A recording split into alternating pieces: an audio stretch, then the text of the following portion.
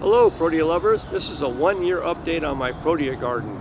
I planted this garden 1 year ago on a raised mound that I brought in 2 yards of topsoil. I raised this mound probably 2 feet tall. This reason I did this is that I've had plants dying when I planted them in the flat ground. So this is an experiment to see if I get better growth on a raised mound. We had an extraordinarily wet winter here, so I'll be curious to see how the plants do this summer when it turns hot. I have a theory that the roots die in the winter when they are saturated in water, but it's in the summer that I've had the plants die when it gets extremely hot and there's no water to supply the plants. We haven't had any really hot weather yet this summer, so I'll be curious to see how they do when we get over 100 degrees. In the past year, we've had some spectacular growth on these plants. They've doubled or tripled in size, and many of the plants have a lot of blooms. I'd like to share a few of these plants with you now.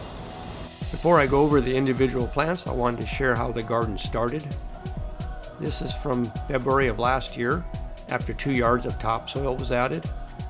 This is from March of last year, after the plantings.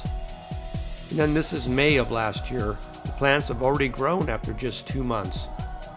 And these are the plants today, 14 months after planting, and you can see the dramatic growth. I have a previous video on the planting of this garden, and I'll put a link to that video below.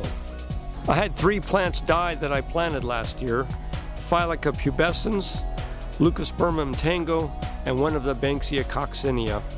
In this spot here is where I had the phylica pubescens that perished, and in its place I planted a leucospermum spider. I just put this plant in a couple of weeks ago, so hopefully it will do well in the same location. Here's a close-up of the beautiful flower. I planted 2 high golds last year, and they're both growing exceptionally well. This one here has put out a ton of new blooms, as you can see here, and it also has a lot of new growth. Should be spectacular next year. Here you can see an example of all the new growth coming up this year.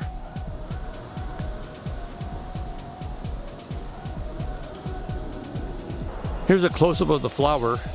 Really stunning yellow color.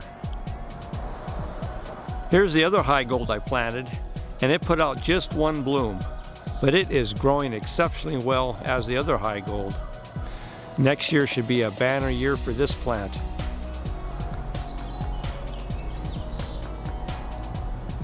This is the plant last year when I planted it. I'm guessing this plant is quadrupled in size. I believe the high golds are probably the fastest growing leucospermums.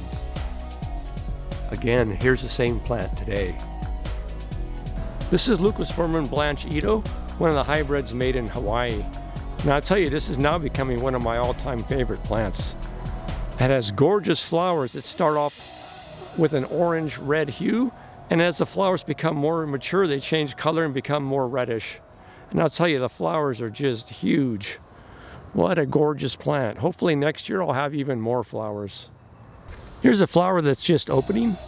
You can notice the beautiful orange-red color. Here's a fully open flower. Much redder, less orange. Just gorgeous. It's an enormous flower. Really is beautiful.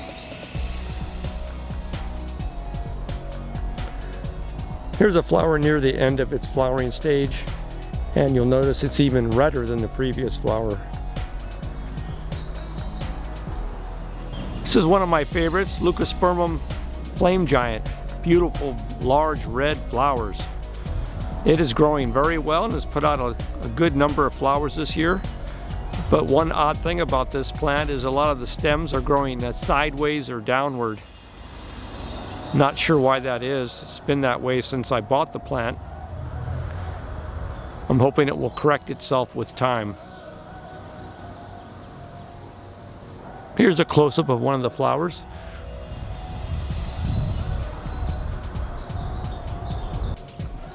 This is leucospermum goldie. I had a Banksia coccinea here, but it died last year, so I replaced it with this leucospermum goldie. It grows very similar to high gold. The flowers are very similar, and it's pretty hard to tell them apart. The plant does look a little different from high gold in that the stems are even more erect than high gold, which also has very erect stems. The goldie is a very beautiful plant, and I'm glad it's doing well. Here's a close-up of the goldie flower. Beautiful yellow. Gorgeous. This is reflexum luteum, or the yellow rocket pincushion, planted last year. This plant is doing very well with a lot of new growth. It's probably tripled in size. It did put out one flower, which I'll share with you here shortly. Here's the one flower that it produced. Here's leucospermum gueinzii. This is a plant I grew from seed. It's probably 7 years old. It's growing really well with a lot of nice blooms. It almost blew over in the winter storms we had last winter, so I had to tie it down with stakes to prop it up. So this plant is a little bit top heavy and will require some pruning after the flowering season. Here's a close-up of a gueinzii flower just opening. Just gorgeous. Here's a close-up of the gueinzii flower after it's been blooming for a few weeks. It has this classic look. I was able to take 3 seeds from this plant and germinate them over the winter, and now I have 3 new plants growing, as you can see right here. I did snip the tops off today to make these plants branch out, but they're doing really well in these 1-gallon pots. This is leucospermum Catherine, another plant I grew from seed. It's about 6 or 7 years old. Its blooms are similar to gueinzii, but they're more of a cartwheel pattern when the blooms first open. This plant is doing well, growing well. A lot of new growth. And a lot of beautiful blooms. This is Banksia coccinea. I planted 2 in the ground. One of them died, as I mentioned, but this one is mated and is doing very well. I grew this plant from seed, and it's probably 6 or 7 years old. I've yet to get any blooms from this plant or any of the other plants that I have. I have one in the ground in another location, and I have some in pots. And I am just praying that one day I will get that bloom. This is definitely the hardest plant to grow of all the plants that I have.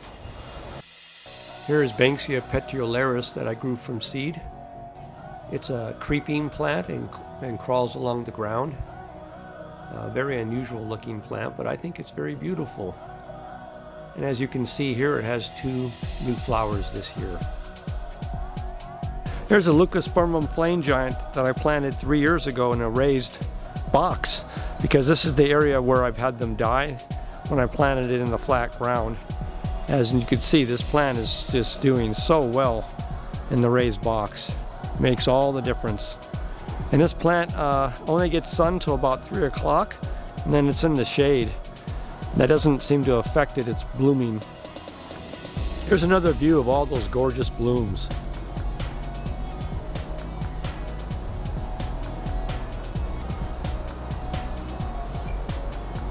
This shows you what the raised box looks like. 12 inches tall and 18 by 18 inches.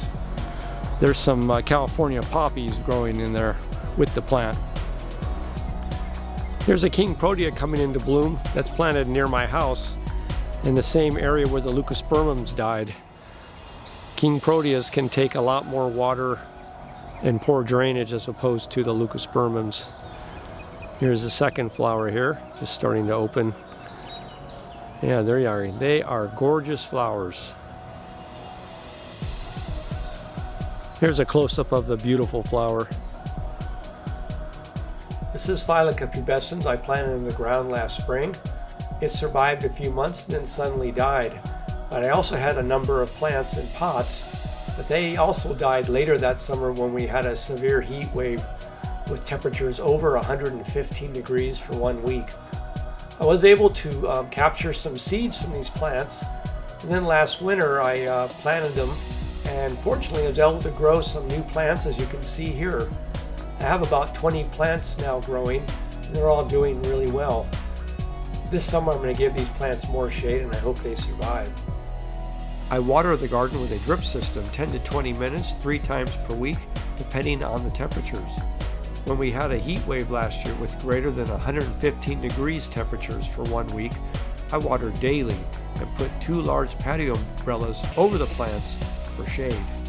Sacramento is on the edge of being too hot to grow these plants, but as you see here, it can be done. I apply iron sulfate every few months to plants to acidify the soil.